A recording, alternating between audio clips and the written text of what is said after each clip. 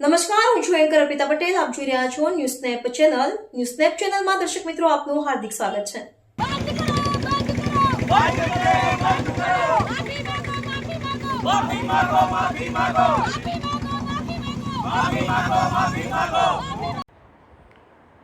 ભાજપ પ્રદેશ અધ્યક્ષની ટિપ્પણી સામે કોંગ્રેસનો વિરોધ. રાધનપુરમાં નાયબ કલેક્ટરને આવેદનપત્ર. પુતળા દહનનો પ્રયાસ.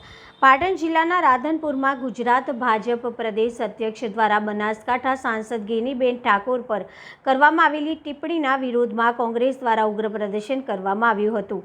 કોંગ્રેસના કાર્યકરોએ નાયબ કલેક્ટરને આવેદનપત્ર સુપ્રત કર્યું હતું.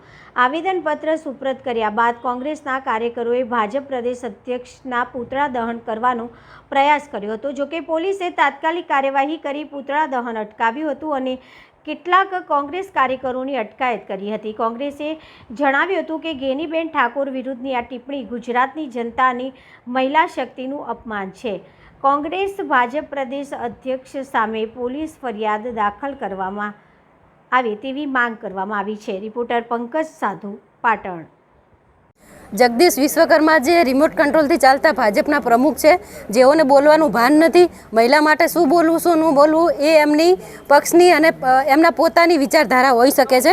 બાકી જે જગદીશ વિશ્વકર્મા જે બોલ્યા છે એમના અનુસંધાને એમના નામનું અમે અત્યારે પુતળા દહન કરવાના હતા, જે પોલીસે અમને પુતળા દહન કરવા ન દીધું, જબરજસ્તી પકડી અમને અને ઝૂંટવી લેવામાં આવ્યું છે. સાથે અમે આજે પ્રાંત ઓફિસરને આવેદનપત્રક આપ્યું છે કે જ્યાં એક નારીનું અપમાન કરવામાં આવ્યું છે, જે પાલવની વાત કરવામાં આવી છે અને ભાજપને ખબર નથી કે પાલવનું કેટલું માન સન્માન અને શું હોઈ શકે મહિલાઓ માટે ઇજ્જત આબરૂ. એ ભાજપને ના ખબર હોય, કારણ કે મહિલાઓની ખાલી માત્ર મોટી મોટી વાતો કરે છે, બાકી ખરેખર મહિલાઓનું માન સન્માન એવું એમની જોડે કંઈ જોવા મળતું નથી. અને અમે આવનારા દિવસોમાં ઉગ્રમાં ઉગ્ર આંદોલન કરવાના છીએ. જો વિશ્વકર્મા માફી નહીં માગે તો આનાથી પણ ઉગ્ર અમે આંદોલન કરીશું અને એમની સામે વિરોધનો મોરચો માંડીશું.